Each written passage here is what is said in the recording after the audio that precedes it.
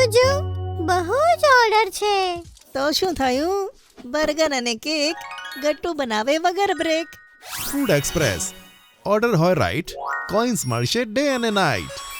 Link છે ડિસ્ક્રિપ્શનમાં. જલ્દીથી પુન્ટુન કિડ્સ ગેમ ડાઉનલોડ કરો અને ફન શરૂ કરો. ગટ્ટુ ચિંકી અને એક્સપેન્સીસ. સન્ડેનો દિવસ હતો અને મમ્મી કિચનમાં નાસ્તો બનાવતી હતી.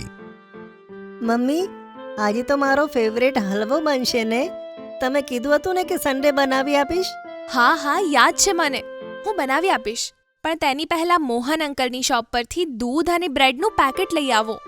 હું કેમ જાઉં સામાન લેવા? ગટ્ટુની પસંદનો હલવો બની રહ્યો છે તો કામ પણ તેને જ કરવું જોઈએ. અરે ચિંકી બેટા, હું સાંજે તારી પસંદનું પણ કંઈક બનાવી આપીશ. આ વાત સાંભળી ચિંકીના ચહેરા પર ચમક આવી ગઈ અને તે ફટાફટ ગટ્ટુ સાથે મોહન અંકલની શોપ પર જવા તૈયાર થઈ. મોહન અંકલ, એક મિલ્ક અને એક પેકેટ બ્રેડ આપી દો. મોહન અંકલે બંને વસ્તુ બાળકોને આપી. તેના બદલામાં ચિંકીએ 100 રૂપિયાની નોટ આપતા કહ્યું કે, અંકલ, આ લો પૈસા. બાળકો, તમારું કુલ બિલ થયું છે 98 અને વધેલા 2 રૂપિયાની જગ્યાએ તમે ટોફી લઈ લો મારા તરફથી. એવું છે ને, મારી પાસે છૂટા નથી. ગટ્ટુ ચિંકીએ રાજી થઈ મોહન અંકલ પાસેથી ટોફી લીધી.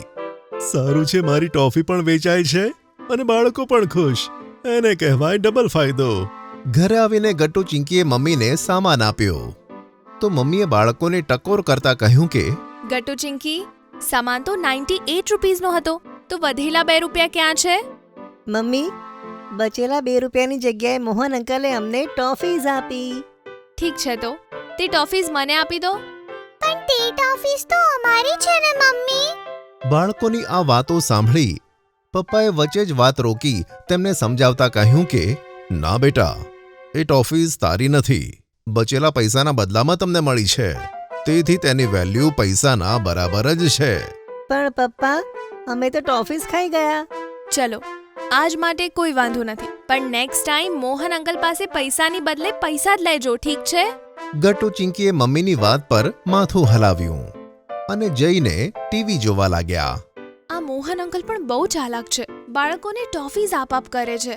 અરે તું ચિંતા ના કર, બાળકો સમજી ગયા છે તે કાલે તેમની ટોફી નહીં લે.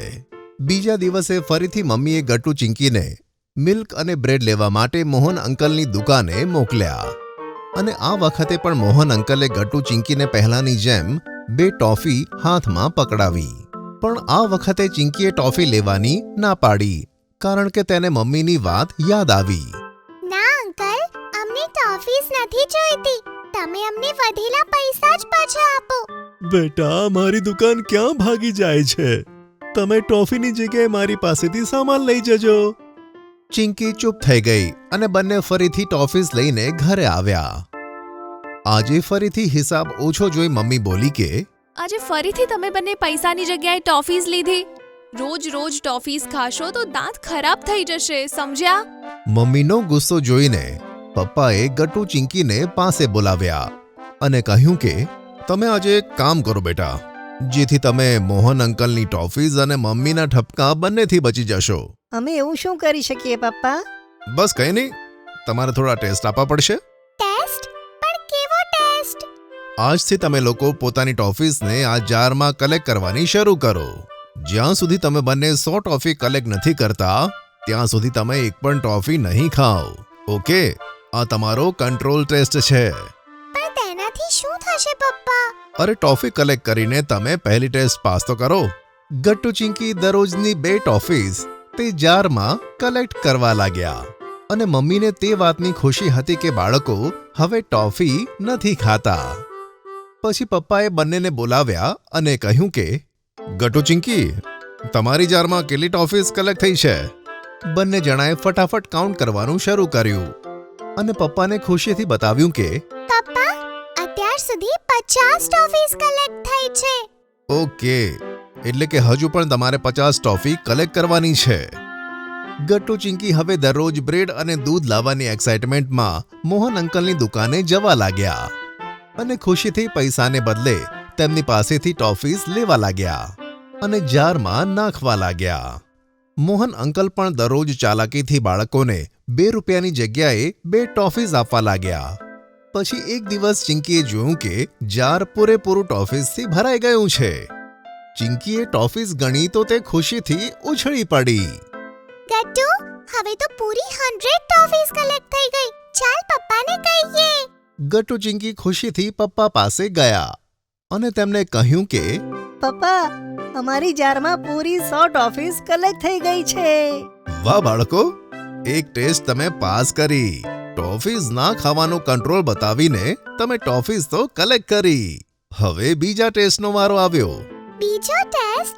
અમને તો લાગ્યું હતું કે 100 ટોફીઝ કલેક્ટ થઈ ગયા પછી તમે અમને કોઈ ગિફ્ટ આપશો. ગિફ્ટ તો મળશે, પણ તે તમે બંને જ આપશો.